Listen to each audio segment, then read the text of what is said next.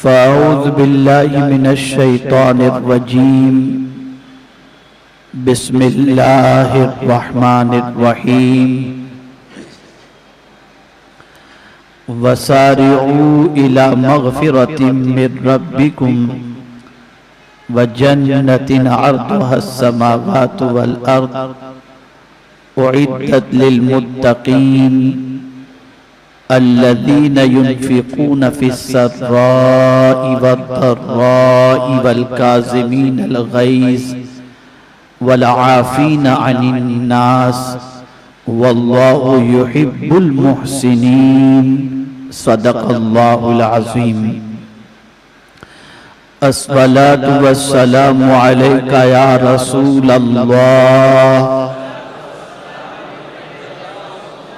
الصلاة والسلام عليك يا حبيب الله، الصلاة والسلام عليك يا نبي الله، الصلاة والسلام عليك يا نور الله، وعلى آلك وأصحابك يا حبيب الله، صلی اللہ تعالی علیہ وسلم. میرے پیارے آقا صلی اللہ تعالی علیہ وسلم کے پیارے دیوانوں، گزشتہ ہفتواری اجتماع میں آپ نے سماعت فرمایا تھا کہ اللہ اور اس کے رسول جل جلالہ وصلی اللہ علیہ وسلم نے کن چیزوں میں جلدی کرنے کا حکم دیا. اور آج کا موضوع ہے جنت کس کے لیے. ہر کلمہ پڑھنے والے کی تمنا ہے کہ اللہ ہمیں جنت عطا فرمائے، اور بسا اوقات بہت سارے لوگ خواب غفلت کے شکار ہو کر اس تصور میں ڈوب جاتے ہیں کہ جنت بہت سستی ہے، بہت آسان ہے، اس کا حصول ناممکن نہیں، بہت ہی آسان ہے. میرے پیارے آقا صلی اللہ تعالی علیہ وسلم کے پیارے دیوانوں، اس میں کوئی شک نہیں کہ جس کسی کا خاتمہ ایمان پر ہوگا، اگر وہ گنہگار اور سیاہکار ہے، خطاکار ہے، رب کی نافرمانی میں اس نے زندگی گزاری ہے، اور مرنے سے پہلے اس نے توبہ کر لی اور اللہ نے اس کی توبہ کو قبول فرما لی، یا پھر شامت اعمال کی بنیاد پر کچھ دن کچھ ٹائم جہنم کے عذاب میں گرفتار رہ کر وہاں سے پاک صاف ستھرا ہو گیا، تو ایمان کی بنیاد پر میرا مولا اسے جنت عطا فرما دے گا. لیکن اس کے لیے لمبا پروسیجر ہے ان لوگوں کے لیے جنہوں نے زندگی اللہ اور اس کے رسول کی نافرمانی میں گزاری، اور ہو سکتا ہے وہ فضل فرما کر توبہ کی توفیق عطا فرمائے اور جنت عطا فرما دے. لیکن قرآن نے اس آیت میں منشن کیا ہے کہ اللہ نے جنت بنائی کس کے لیے، تو فرمایا اعدت للمتقین. رب فرماتا ہے کہ ہم نے جنت بنائی ہے ہم سے ڈرنے والوں کے لیے، جو متقین ہیں. قرآن نے مختلف مقامات پر متقین کو کھولا ہے، متقین کے اوصاف بیان فرمائے ہیں. جیسے مثال کے طور پر سورہ بقرہ کی ابتدائی آیات میں ہدل للمتقین، کہ یہ کتاب متقیوں کے لیے ہدایت کی کتاب ہے۔ تو متقین کون؟ تو وہاں بھی قرآن نے کھولا الذین یؤمنون بالغیب ویقیمون الصلاۃ ومما رزقناہم ینفقون، یہ متقین کو وہاں پر کھولا گیا۔ یہاں بھی متقین کو کھولا جا رہا ہے کہ متقین کون۔ اب آپ سوچیں کہ اللہ کے ولی کی صفات کیا ہوتی ہیں، ان کی آئیڈینٹیٹی، ان کو پہچاننا ہو تو کیسے پہچانے؟ قرآن سے پہچانو۔ اب قرآن کھول رہا ہے کہ جنت ہم نے کس کے لیے بنائی؟ متقین کے لیے۔ اور متقین کون ہیں؟ تو قرآن کہتا ہے الذین ينفقون فی السراء والضراء، متقین وہ ہیں جو خوش ہوں یا غمگین ہوں اللہ کے نام پہ لٹاتے رہتے ہیں، مسرور ہو تب بھی دیتے ہیں، اور رنجیدہ ہوں تب بھی دیتے۔ مثال کے طور پر میں آپ کو بتاؤں، آدمی خوشی میں تو اللہ کے نام پہ کچھ دے دیتا ہے، لیکن ٹینشن میں بیٹھا ہوا ہے، پریشانی میں گھرا ہوا ہے، کوئی ایسا میٹر آ گیا جس سے وہ اپسیٹ ہو چکا ہے، اس کا کوئی خسارہ ہو گیا، اس کی طبیعت خراب ہے، یا کسی نے اس کو ٹینشن دے دیا جس کی وجہ سے وہ پریشان ہے، تو پریشانی میں کوئی نہیں لٹاتا۔ لیکن ایک مرتبہ درود شریف پڑھ لیں۔ اللہم صلی علی سیدنا و مولانا محمد معدن الجود والکرم وآلہ الکرام وابنہ الکریم وبارک وسلم صلاة و سلاما علیکہ یا سیدی یا رسول اللہ صلی اللہ تعالی علیہ۔ بہت غور سے سنیے گا، متقین جو ہیں وہ خوشی میں بھی لٹاتے ہیں اور ٹینشن میں بھی لٹاتے ہیں، وہ رنجیدہ ہوتے ہیں تب بھی دیتے ہیں۔ میں کھولوں گا اس کو جب اس فلسفے کو تو آپ کی عقل دنگ رہ جائے گی۔ بھئی لوک ڈاؤن کو دیکھ لیجئے، گزشتہ ماہ رمضان کے اندر لوک ڈاؤن کے اندر بہت سارے لوگوں نے کہا مولانا آپ کو تو معلوم ہے حالات کیسے ہیں، آج بھی لوگ اس کا رونا روتے ہیں، لیکن اللہ کے ولیوں کی شان یہ ہوتی ہے کہ ٹینشن کے زمانے میں زیادہ لٹاتے ہیں وہ۔ اب اس کو میں کھول رہا ہوں، اس کو سمجھیے آپ کیوں لٹاتے ہیں، غمگین ہوتے ہیں تب بھی کیوں لٹاتے ہیں، ٹینشن میں ہوتے ہیں تب بھی کیوں لٹاتے ہیں، پریشان ہوتے ہیں تب بھی کیوں لٹاتے ہیں۔ تو وجہ سب سے بڑی یہ ہے کہ وہ یہ سمجھتے ہیں کہ ٹینشن مولا کی ناراضگی سے آتا ہے اور لٹانے سے اس کے بندوں کی خدمت سے مولا راضی ہو جاتا ہے، تو وہ ہر حال کے اندر اپنے رب کو راضی کرنا چاہتے ہیں، ہر حال میں اپنے رب کو خوش کرنا چاہتے ہیں۔ اور ایک چیز یہ بھی بتائی گئی کہ کسی سے وہ ناراض ہوں، رنجیدہ کی بات جو ينفقون فی السراء والضراء، بھئی آدمی اگر کسی سے خوش ہو تو اسے تو دے دیتا ہے، جیسے قاری صاحب نے نعت پڑھی تو آدمی نے ان کی خدمت کر دی، خوش ہوئے ماشاءاللہ تو دیا لوگوں نے، بیٹا کوئی اچھا کام کر کے آیا خوش ہوئے تو بیٹے کو کچھ دیا، لیکن کوئی بیٹا غلط کام کر کے آئے تو کیا اسے دیا جاتا ہے؟ آپ جواب دینا، بھئی آپ کو کسی نے گالی دی آپ اس کو کچھ دیں گے، آپ کو کسی نے ستایا آپ اسے کچھ دیں گے، آپ کو کسی نے پریشان کیا آپ اسے دیں گے۔ یہ فرق ہے عام انسانوں میں اور اللہ کے ولیوں میں۔ اللہ کے ولیوں کا حال یہ ہوتا ہے انہیں کوئی رنج بھی پہنچائے اور وہ رنج پہنچانے والا پریشانی میں ہے تو اسے بھی وہ عطا کرتے رہتے ہیں۔ یہ اللہ والوں کی خوبی ہو۔ اب اس کو میں سرکار صلی اللہ علیہ وسلم کی ذات سے تھوڑا سا سمجھاؤں۔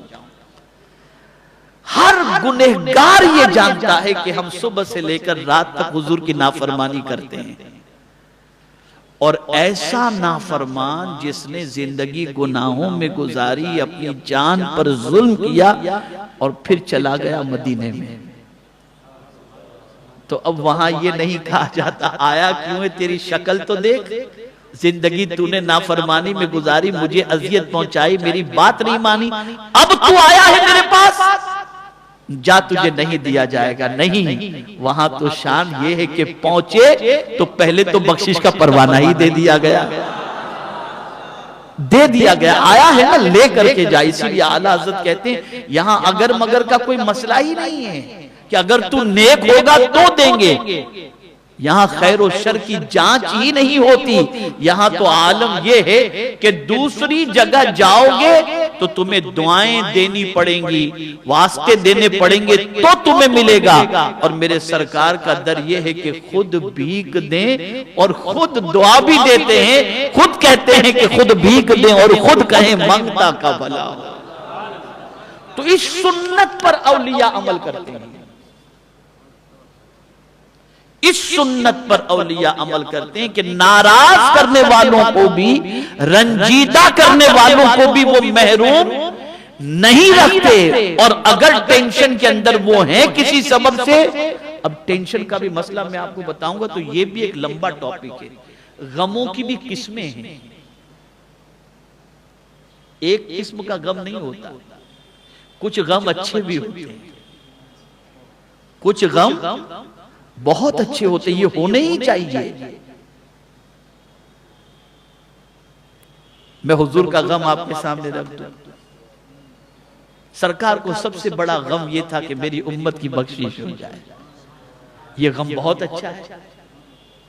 پھر کبھی انشاءاللہ اس ٹاپک پر میں آپ کو غموں کی قسمیں بتاؤں گا کہ غموں کی قسمیں کیا ہیں اور کون سے غم اچھے ہیں اور کن غموں کا علاج کرنا چاہیے اور کن غموں کا علاج نہیں کرنا چاہیے۔ لیکن پھر بھی میں عرض کر دوں، میرے اعلیٰ حضرت کہتے ہیں اللہ اکبر، ان کے نثار کوئی کیسے ہی رنج میں ہوں، جب یاد آ گئے ہیں سب غم بھلا دیے ہیں، سب غم بھلا دیے۔ غم بڑا نہیں، مصطفیٰ کی ذات کو اللہ نے بڑا بنایا ہے۔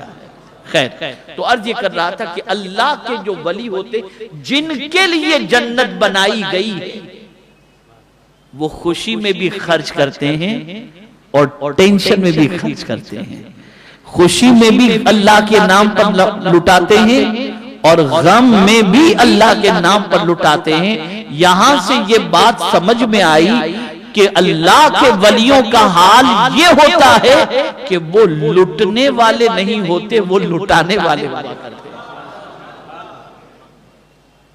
تو ایک صفت جنتی کی، متقین کی، قرآن نے جنت جن کے لیے بنائی گئی متقین کے لیے، اور متقین کی پہلی صفت، اب یہ صفت ہے بڑے ٹینشن، مطلب بہت ہی بھاری ہے جس وجود کے لیے۔ بھئی آپ خوشی میں خرچ کریں گے، یہ آپ کی ضمیر پر بوجھ نہیں بنے گا، لیکن دھندہ نہیں ہوا، مندی چل رہی ہے، اس میں اگر کوئی مانگنے کے لیے آیا، آپ کی کیپیسٹی ہے کہ آپ دے سکتے ہیں، کوئی بہت زیادہ کمی آپ کے پیسے میں نہیں ہوگی، لیکن آپ آگے کا سوچ کر کے نہیں دیتے کہ یار ابھی دے دوں گا، پھر مجھے ضرورت پڑی تو، اب اتنا ہے کہ بہت پڑا ہوا ہے پھر بھی آپ یہ سوچ رہے ہیں آج دھندہ نہیں ہوا نہیں دوں گا۔ تو یہ عام انسان کی سوچ تو ہو سکتی ہے، اللہ کے ولی کی نہیں۔ اور ایسی سچویشن میں خرچ کرنا، میں تھوڑا سمجھاؤں گا آپ کو، بات سمجھ میں آئے گی۔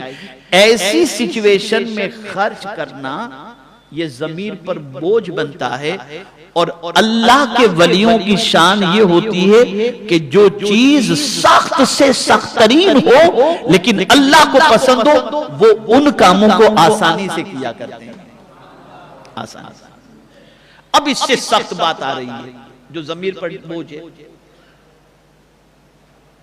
اب قرآن نے متقین کو کھولا تو فرمایا دوسری صفت، والکاظمین الغیظ، غصے کو پی جانے والے۔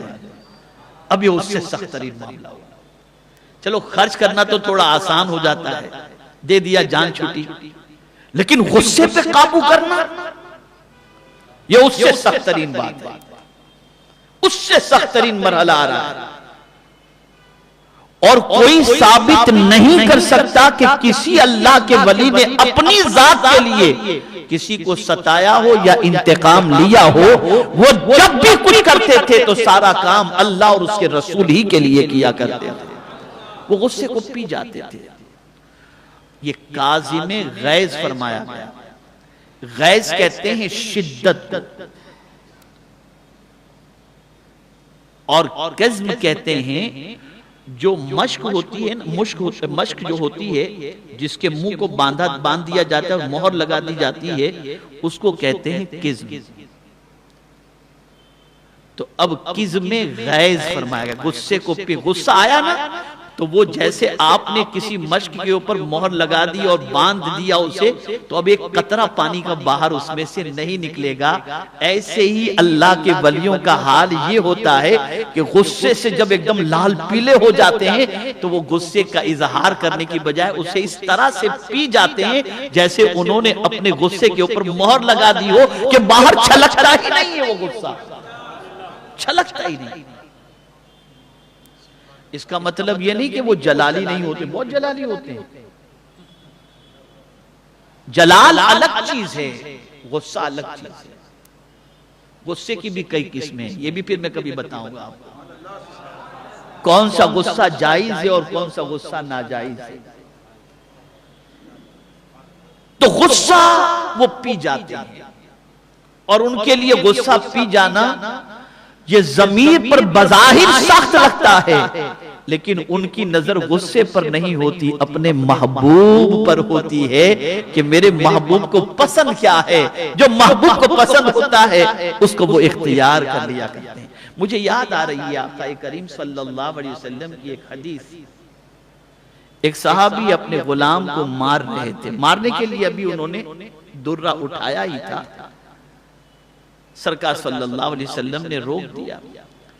تو وہ صحابی حضور سے پوچھتے ہیں، یا رسول اللہ صلی اللہ تعالی علیہ وسلم، اپنے ملازم کو، ایمپلوئی کو، نوکر کو دن میں کتنی غلطیوں پر معاف کر دینا چاہیے؟ تو میرے آقا صلی اللہ علیہ وسلم نے فرمایا 70 ٹائمز اگر وہ مسٹیک کرے ایک دن میں، اس کی غلطی کو معاف کر دو، بشرطے کہ وہ غلطی دین کو یا کوئی نقصان پہنچانے والی نہ ہو۔ آپ نے پانی کے لیے کہا، وہ پانی نہیں دیا، یہ غلطی ہو گئی۔ کسٹمر اس سے نہیں پٹا، یہ غلطی ہو گئی۔ آپ نے کھڑے رہنے کے لیے کہا تھا، وہ بیٹھا تھا، یہ غلطی ہو گئی۔ اس قسم کی جو غلطیاں ہوتی ہیں، اب آپ اس میں یہ نہ سوچیں کہ چوری کیا اس نے اور اس طرح سے غبن کیا، بے وفائی کی، غداری کی، تو یہ بھی معاف کر دی، یہ نہیں۔ اس قسم کی غلطیاں جو معافی کے لائق ہیں، نقصان کے لیے نہیں ہیں، اس قسم کی غلطیوں کو اگر دن میں 70 ٹائمز وہ کرے تو میرے آقا صلی اللہ علیہ وسلم فرماتے ہیں اسے معاف کر دینا چاہیے۔ تو عرض یہ کرا غصے کو پینا، اگر میں آپ کو بتاؤں کہ غصے کو پینے کا ثواب کتنا ہے تو آپ کی عقل دنگ رہ جائے گی۔ آقا کریم صلی اللہ علیہ وسلم نے ارشاد فرمایا، حق پر رہتے ہوئے، حق پر ہوا اور کسی نے ناحق بات کہہ دی، آپ کو غصہ آیا اور اس غصے کو آپ پی گئے، اپنے غصے پر آپ نے کنٹرول کیا، میرے آقا صلی اللہ علیہ وسلم فرماتے ہیں اللہ تعالیٰ اس بندے کو جہنم سے روک لے گا، بچا لیا اسے جہنم سے۔ اس نے غصے کو نکالنے سے بچا لیا اپنے آپ کو، میرا مولا اسے جہنم سے بچا لیا۔ اور آج کل جتنی طلاق واقع ہوتی ہیں سب غصے ہی میں واقع ہوتی ہیں۔ مفتیان کرام کے پاس استفتاء پہنچتے ہیں طلاق کے، غصے ہی کی بات آتی ہے۔ غصہ بہت سخت ترین جو ہے وہ نقصان دہ عمل ہے، اور اگر میں یہ کہوں تو غلط نہ ہوگا، شربت پینا آسان ہے، قیمتی سے قیمتی شربت پینا آسان ہے، لیکن یہ بھی یاد رکھیں، بلکہ اگر میں دوسرے اینگل سے سمجھاؤں تو کڑوی دوائی پینا یہ تکلیف دہ ہے۔ وہ کڑوا گھونٹ بہت مطلب تکلیف دیتا ہے، وہ کڑوا گھونٹ پینا بہت مشکل ہے، لیکن فرمایا گیا سب سے سخت ترین اور کڑوا گھونٹ اگر کوئی ہے تو وہ غصے کا، یہ پینا آسان کام نہیں، بلکہ فرمایا گیا اگر کسی کو بہادر دیکھنا ہو تو سب سے بڑا بہادر وہ ہے جو اپنے غصے کو پی جائے، بہادر ہے۔ غصے کو پینے کی عادت بنا، بلکہ یہاں ایک حدیث شریف غصے کے بارے میں عرض کہ میں وقت اب زیادہ نہیں لوں گا، مجھے 11:30 11:35 40 تک اجتماع ختم کر دینا انشاءاللہ۔ غصے کے حوالے سے ایک بات بتا دوں، آقا کریم صلی اللہ علیہ وسلم کا ارشاد، میرے آقا صلی اللہ علیہ وسلم نے فرمایا جب کسی کو غصہ آتا ہے تو شیطان اس کے دماغ سے اس طریقے سے کھیلتا ہے جیسے بچہ بال سے کھیلتا ہے۔ اب بچہ بال سے کھیلتا ہے، گیند سے کھیلتا ہے، تو ادھر لات مارا ادھر لات مارا، ادھر پھینکا ادھر پھینکا ادھر پھینکا، تو وہ کوئی سمت تو نہیں ہوتی نا۔ تو جب غصہ کسی کو آتا ہے تو شیطان اس کے دماغ سے جو ہے نا اسی طریقے سے کھیلتا ہے، تو کبھی وہ گالی دیتا ہے، کبھی مارنے کو نکلتا ہے، کبھی کیا کرتا ہے، کبھی کیا کرتا ہے۔ اب اس وقت کیا کرنا چاہیے؟ تو آقا کریم نے نسخہ عطا فرمایا، غصہ آگ سے ہے، پانی پی لو، کھڑے ہو تو بیٹھ جاؤ، وضو کر لو، تمہارا غصہ ٹھنڈا ہو جائے گا۔ سائنس آج تحقیق کر کے غصے کے بارے میں یہ فارمولا بتا رہی ہے، مصطفیٰ جان رحمت نے 1400 سال پہلے بتا دیا تھا۔ تو غصے کو پی جانے والا، یہ اب سیکنڈ صفت متقین کی بیان کی گئی۔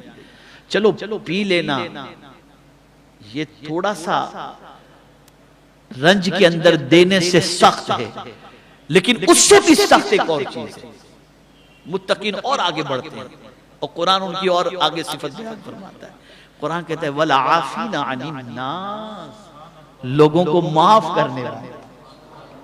اور معاف کرنا آسان کام نہیں ہے، معاف کرنا آسان کام نہیں ہے۔ آدمی سمجھتا ہے معاف کروں گا تو میری عزت چلی جائے گی، اور حضور صلی اللہ علیہ وسلم فرماتے ہیں صدقہ دینے سے مال کم نہیں ہوتا اور معاف کرنے سے عزت کم نہیں ہوتی، یہ حضور فرماتے ہیں صلی اللہ علیہ وسلم۔ اب عفو درگزر یہ بھی ایک موضوع ہے، غصے کو پی جانا یہ بھی ایک موضوع ہے، غم کے حوالے سے غموں کی قسمیں یہ بھی ایک موضوع ہے، سب پر تفصیلی گفتگو ہو سکتی ہے، لیکن میں نے چونکہ آج جنت کس کے لیے اس پر مجھے بولنا ہے، اس لیے میں بتاؤں وَالْعَافِينَ عَنِ النَّاسِ، لوگوں کو معاف کرنے والے۔ متقین معاف کرنے کو پسند کرتے ہیں، بہت معافی ان کے یہاں ہوتی ہے، اور کیوں نہ ہو کہ خود رسول اعظم صلی اللہ تعالی علیہ وسلم اللہ کی بارگاہ میں دعا کرتے ہیں تو یوں دعا کرتے ہیں اللہم انک عفو تحب العفو، تحب العفو، مولا تو معاف کرنے کو پسند کرتا ہے۔ آپ کو میں کیا بتاؤں، جب بندہ اپنے گناہوں سے نادم اور شرمندہ ہو کر اللہ کی بارگاہ میں ہاتھ اٹھا کر دعا کرتا ہے مولا میں گنہگار ہوں مجھے معاف فرما، تو مولا فرشتوں سے فرماتا ہے فرشتوں ذرا دیکھو میرے اس بندے کو، مجھ سے معافی مانگ رہا ہے، اس لیے مانگ رہا ہے کہ وہ جانتا ہے کہ میں معاف کرنے والا ہوں، فرشتوں گواہ ہو جاؤ میں نے معاف کر دیا اسے۔ وہ معاف کرنے والے کو پسند کرتا ہے، انتقام لینے والے کو نہیں۔ انتقام کے حوالے سے تو بہت احتیاط کرنا چاہیے، معافی کو اختیار کیا۔ آقا کریم صلی اللہ علیہ وسلم نے اپنے حقیقی چہیتے چچا کے قاتل کو بھی اسلام قبول کرنے پر معاف کر دیا تھا۔ اور آج ہمارے یہاں کیا ہے، ایک بار معاف کیا ہوں اب آئندہ نہیں کروں، اور میرا مولا فرماتا ہے تو 70 بار میری بارگاہ میں معافی مانگ میں تجھے معاف کرتا رہوں۔ کیا شان ہے میرے کریم۔ میں دو واقعے کے ذریعے اس کو تھوڑا سا کھولوں گا تو اور سمجھ میں آ جائے گا۔ تو معاف کرنا تو متقین کی جو ہے یہ ایک صفت ہے کہ وہ معاف کرنے والے ہوتے ہیں۔ اب اس سے سخت ترین معاملہ آ گیا نفس پر جو گرائیں، واللہ یحب المحسنین، اللہ احسان کرنے والے سے محبت فرماتا ہے۔ اب یہ چاروں چیزوں کو آپ دیکھ لیجئے، چاروں کا تعلق بندے سے ہے، خدا سے نہیں۔ رنج و خوشی میں دینا یہ بھی بندے کو ہی دینا ہے، غصے کو پینا بندے کی طرف سے غصہ ہے اسی کو پینا، معاف کرنا یہ بھی بندے کا ہی معاملہ ہے، اور پھر احسان بھی بندے ہی پر کرنا ہے، احسان بھی بندے ہی پر کرنا ہے۔ اب اگر کوئی بندے پر احسان کرتا ہے تو قرآن کہتا ہے میرے بندے اب میں تجھے سند دے رہا ہوں واللہ یحب المحسنین، کہ اللہ احسان کرنے والے سے محبت فرماتا ہے۔ اب وہ متقی اس درجے پر پہنچ گیا جسے محبوبیت کا درجہ کہتے ہیں، یہ بھی ایک موضوع ہے کہ آدمی محب کب تک رہتا ہے اور محبوب کب بنتا ہے. محب کب تک رہتا ہے اور محبوب کب تک. محب کے لیے آسانیاں نہیں ہیں, محب کے لیے بہت تکلیف ہے, لیکن محبوب کے لیے کوئی تکلیف نہیں. یہ پھر کبھی انشاءاللہ یہ بھی ایک موضوع ہے سمجھنے کے. اب دو واقعے کے ذریعے آپ انشاءاللہ موضوع سے بالکل قریب آپ کی سمجھ میں بات آ جائے گی. حضرت امام زین العابدین رضی اللہ المولا تبارک و تعالی عنہ نے مہمانوں کو دعوت دی. آئے مہمان, دسترخوان بچھ گیا. غلام کو کھانا لانے کے لیے کہا گیا تو غلام نے ایک پیالہ سالن کا بھر کر دسترخوان پر رکھنے کے لیے وہ آ رہا تھا کہ گرم ہونے کی وجہ سے ہاتھ سے پھسل گیا. وہ پیالہ گرا, ٹوٹ گیا. مہمانوں کے کپڑوں پر, امام زین العابدین کے کپڑوں پر, سب پر سالن وغیرہ گرا. اب ظاہر سی بات ہے کہ یہ تکلیف دہ چیز تو تھی نا. تو امام زین العابدین نے کنکھیوں سے اپنے خادم کو دیکھا. اللہ والوں کے دیکھنے کا انداز بھی نرالا ہوتا ہے. کنکھیوں سے اسے دیکھا, وہ سمجھ گیا کہ حضرت امام زین العابدین کو میں نے ناراض کر دیا, حضرت غصے میں ہے. تو عقل مند تھا, اس لیے کہ بڑوں کے خادم بھی بڑے ہوا کرتے ہیں. اسے ذہن میں رکھیے آپ. یہ آج جو ہم گھٹیا بن گئے نا, اس لیے کہ ہمارا رہنا, کھانا, پینا, اٹھنا, بیٹھنا یہ گھٹیوں کے ساتھ ہے, اچھوں کے ساتھ ہے ہی نہیں. اچھوں کے ساتھ بیٹھو تو اچھی سوچ بنے گی. ہم نے تو خود کو ہی بڑا سمجھ لیا, کسی کو بڑا سمجھا ہی نہیں. بڑوں کے پاس بیٹھو تو سوچ بڑی بنے گی. اب امام زین العابدین کا غلام تو اس کی بھی سوچ اور قرآن پر نظر بڑی گہری تھی, اس لیے کہ وہ اٹھتے بیٹھتے قرآن ہی سنتا تھا ان لوگوں سے. تو فوراً اس نے محسوس کر لیا کہ حضرت جلال میں ہے. پڑھ لیا اس نے والکاظمین الغیظ, غصے کو پی جانے والے. بس اتنا پڑھنا تھا کہ امام زین العابدین نے فوراً کہا کظیم تو میں نے غصہ پی لیا. اس نے کہا والعافین عن الناس, تو آپ نے فرمایا قد عفوت, جب میں نے تجھے معاف کر دیا. اس نے پھر آگے بڑھ کر کے کہا واللہ یحب المحسنین, اللہ احسان کرنے والے سے محبت فرماتا ہے. آپ نے فرمایا جا میں تجھے اللہ کے لیے آزاد کر رہا ہوں. ہم قرآن پڑھتے ہیں ثواب کمانے کے لیے, وہ قرآن پڑھتے تھے عمل کے لیے. ہم تو صورتیں تلاش کرتے ہیں کہ کن صورتوں کو پڑھنے کے بعد مال زیادہ ملے گا. ہم نے کبھی اس طرح سے قرآن پڑھنے کی کوشش نہیں کی کہ اللہ نے ہمیں کیا عمل کا حکم دیا ہے. وہ اللہ والے قرآن پر عمل کرتے تھے, وہ اس لیے قرآن پڑھتے تھے کہ گائیڈ لائن کیا ہے, ہمارے لیے آرڈر کیا اللہ کا. اور پھر یہ نہیں کہ نفس پر غالب ہو جائے اور طبیعت جو کہے وہ کریں. پھر اللہ کے حکم کے سامنے سرنڈر ہو جاتے تھے. اور فاروق اعظم کے بارے میں تو فرمائے وقافون,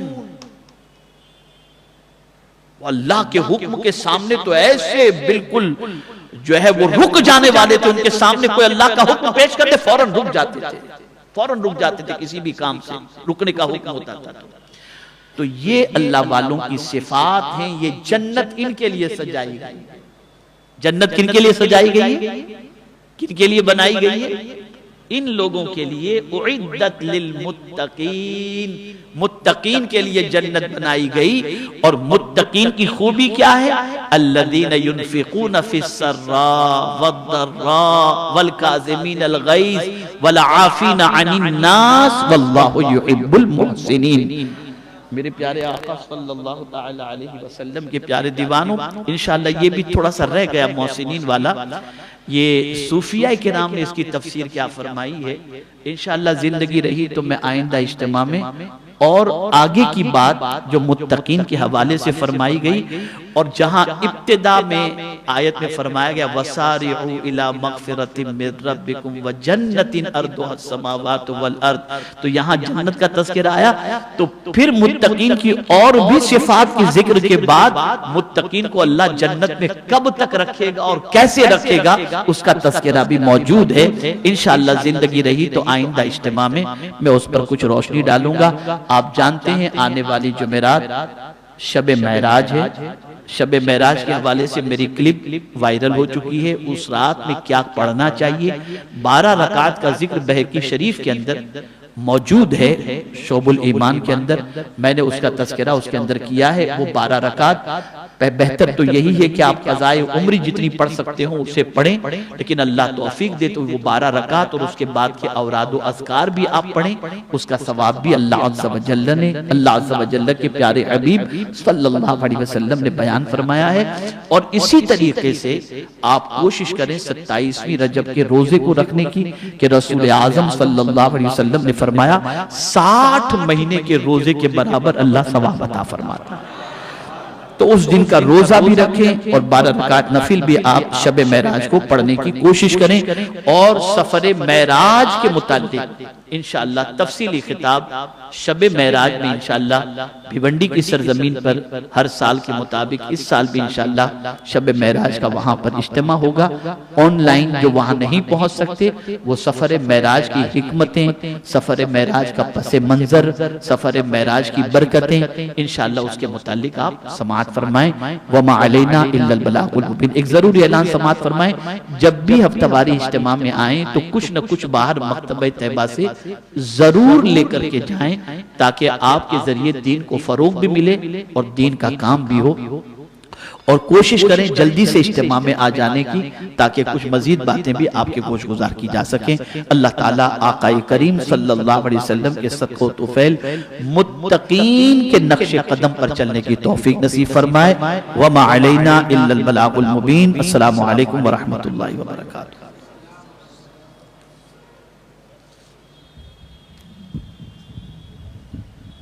یا حی یا قیوم۔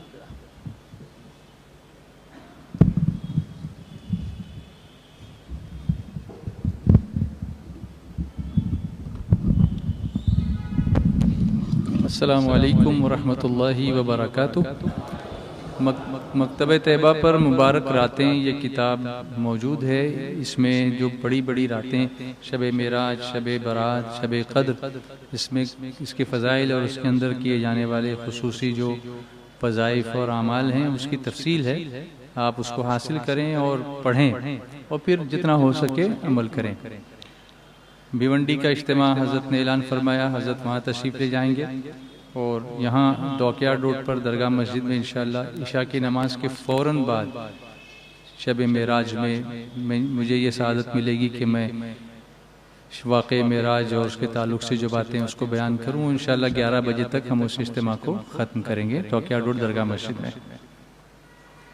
ایک کوئز کمپٹیشن ہے جو سنی دعوت اسلامی کا جو مدرسہ بزم سنیت ناگپاڑا پر ہے، صفا زون کا یہ مدرسہ ہے ہمارا، یہ اس کا سیکنڈ سیزن ہے، لاسٹ ایئر بھی ہوا تھا، اس سال بھی اسلامک کوئز کانٹیسٹ نوری آزمائش کے طور پر یہ انشاءاللہ یہ کانٹیسٹ لیا جائے گا جو ریٹن ہوگا، کیونکہ بچے ان کو مٹیریل اسٹڈی مٹیریل دیا جاتا ہے، کوشچن بینک دیتے ہیں، اس کے بعد ان کا ایگزام لیتے ہیں۔ تو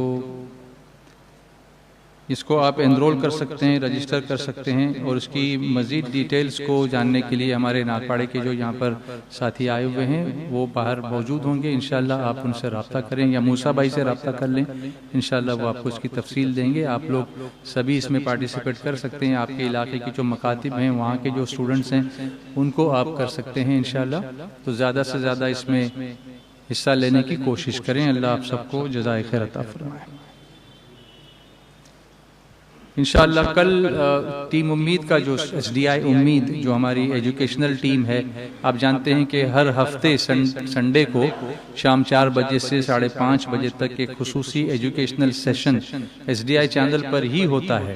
تو کل بھی یہ سیشن ہوگا، اور انشاءاللہ کل میں اس میں خود ایک سیشن لوں گا، اس کا ٹاپک یہ ہوگا public speaking in the light of Quran and Seerat of Rasulullah sallallahu alaihi wasallam. ایک یونک ٹاپک ہوگا انشاءاللہ. آپ سب سے گزارش ہے اس کو عام کریں اور شام 4 بجے SDI چینل پر اس میں شرکت کریں. اللہم صل علی سیدنا و مولانا محمد. اللہم صل علی سیدنا و مولانا محمد. اللہم صل علی سیدنا وعلى آله وصحبه وبارك وسلم.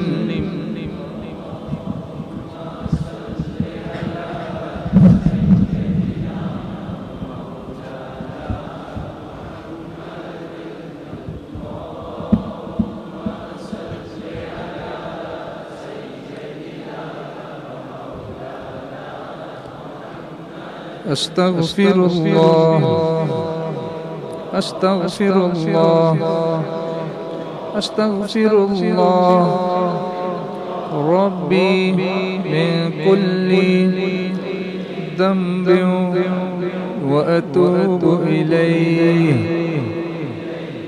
حسبي ربي جل الله ما في قلبي غير الله. نور محمد صلى الله لا إله إلا الله لا إله إلا الله لا إله إلا الله لا إله إلا الله لا إله إلا الله لا إله إلا الله إلا الله إلا الله إلا الله إلا الله إلا الله إلا الله إلا الله إلا الله إلا الله إلا الله. الله الله الله الله الله الله الله الله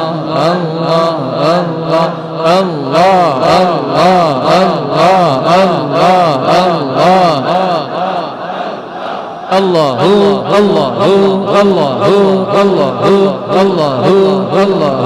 الله الله الله الله الله الله الله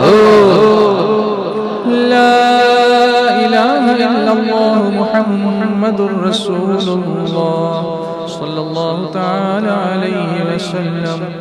مولاي صل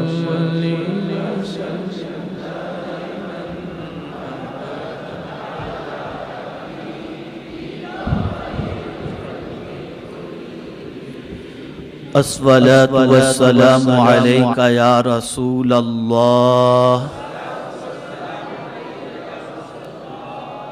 وعلى آلك وأصحابك يا حبيب الله. الصلاة والسلام عليك يا نبي الله وعلى آلك وأصحابك يا نور الله. صلی اللہ تعالی علیہ وسلم. میرے پیارے آقا صلی اللہ تعالی علیہ وسلم کے پیارے دیوانوں،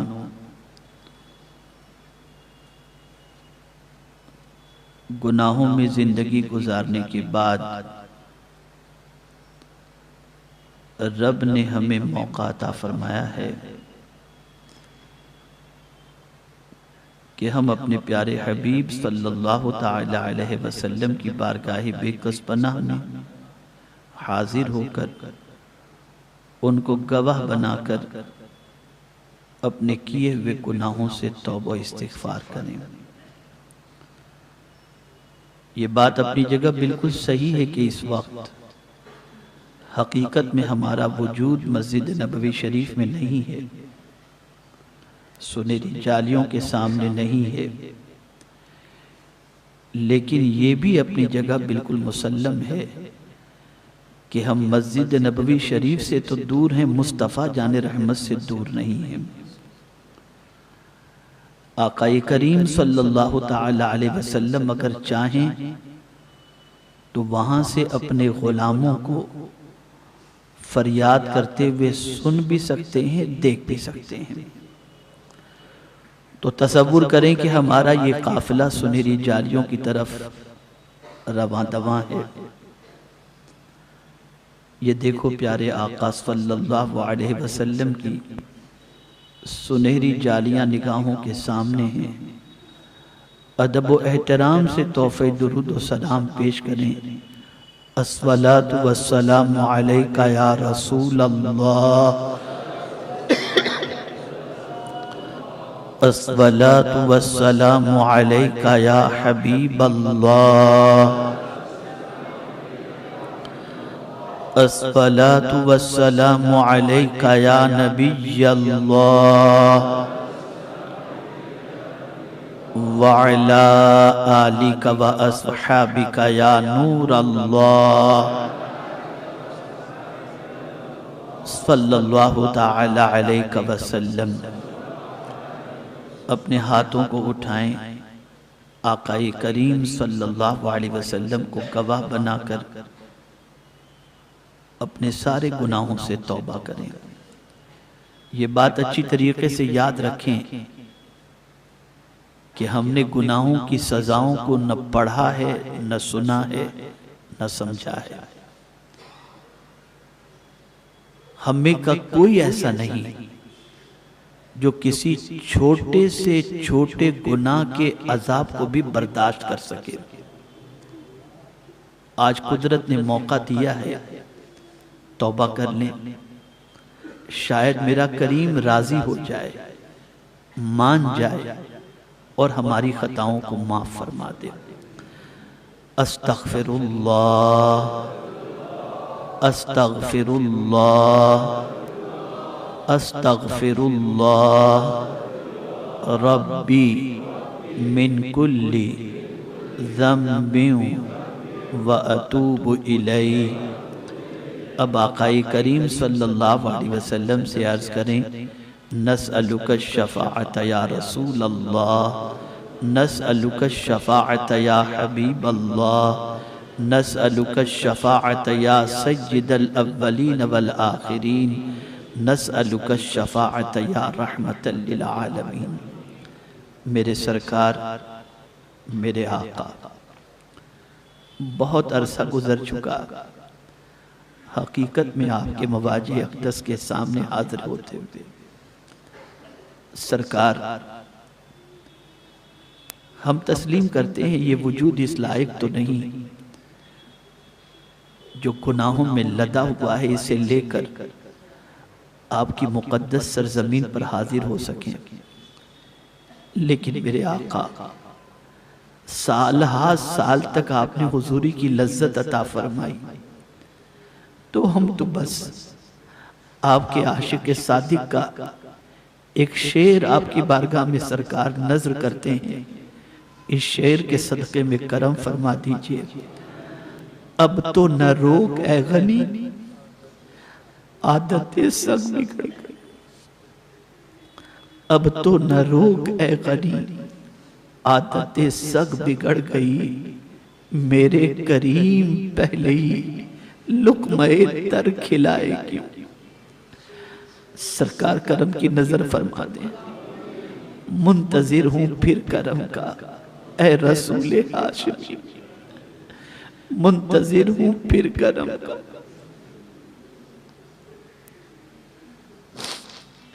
میرے سرکار کرم کی نظر فرما دیں، رحمت بھری نظر فرما دیں، شفقت بھری نظر فرما دیں، میرے آقا پھر سے حاضری کی خیرات عطا فرما دیں، پھر سے حضوری کی لذت عطا فرما دیں۔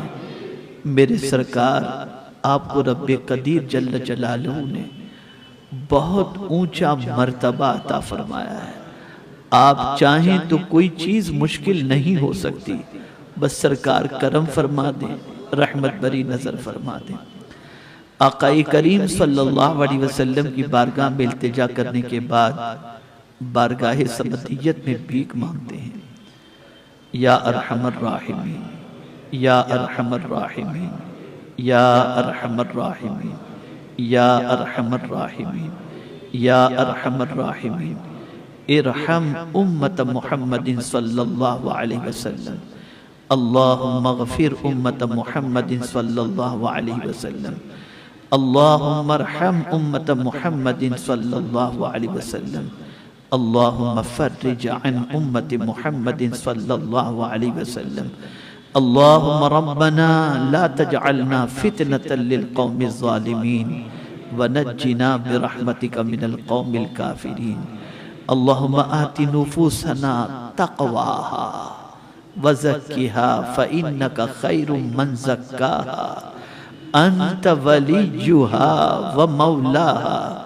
انت ولیجی فی الدنیا والآخرہ توفنا مسلما والحقنا بالصالحین، اللہم انکا تعلم سری وعلانیتی فاقبل معذرتی وتعلم حاجتی فاعتنی سوالی وتعلم ما فی نفسی فاغفر للذنوبی، اللہم انی اسألک ایمانا یباشر قلبی ویقینا صادقا حتی اعلم انه لا یصیبنی الا ما کتبت لی وردا منک بما قسمت لی انت ولیجی فی الدنیا والآخرہ توفنا مسلما والحقنا بالصالحین، اللہم ربنا علیک توکلنا وإلیک انبنا وإلیک المصیر، یا رب بالمصطفى بلغ مقاصدنا، یا رب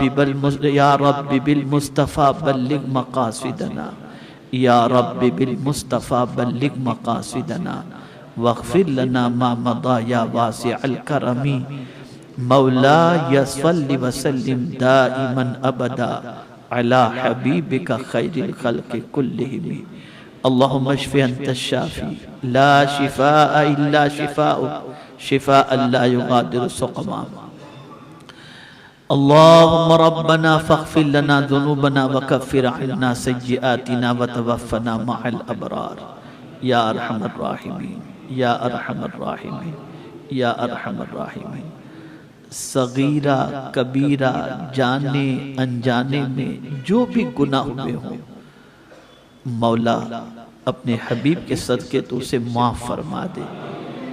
یہ ماہ رجب مغفرت کا مہینہ ہے، ہم تیری بارگاہ میں التجا کرتے ہیں کہ اپنے مقدس مہینے کے صدقے سب کے گناہوں کو معاف فرما، ہمارے والدین کی مغفرت فرما، ہمارے اساتذہ کی مغفرت فرما، ہمارے مشائخ کی مغفرت فرما، مومنین و مومنات کی مغفرت فرما، اور معین المشائخ کے چچا حضرت سید نظام اشرف صاحب کی مغفرت فرما، ان کے درجات کو بلند فرما، الہ العالمین بیماروں کو شفا نصیب فرما۔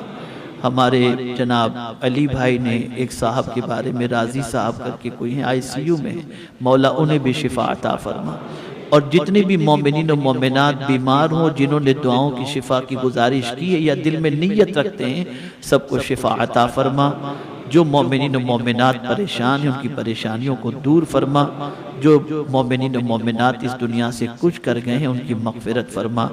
اللہم ربنا تقبل منا انکا انت السمیع العلیم وتب علینا انکا انت التواب الرحیم، وصلی اللہ تعالی علی خیر خلقہ ونور عرشہ سیدنا و مولانا محمد وآلہ وصحابہ اجمعین برحمتک یا ارحم الراحمین۔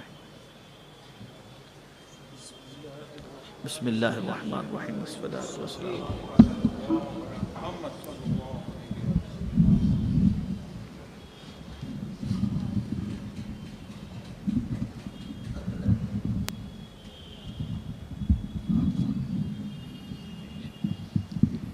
یا نبی سلام علیکہ، یا رسول سلام علیکہ، یا حبیب سلام علیکہ، صلوات اللہ علیکہ۔